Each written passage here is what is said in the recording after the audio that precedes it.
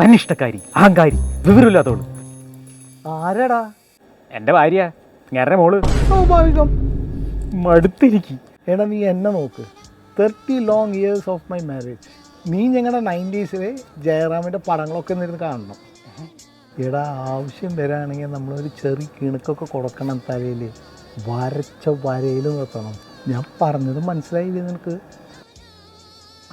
എങ്കിൽ വിട്ടോ. ഓക്കെ. തീർച്ച.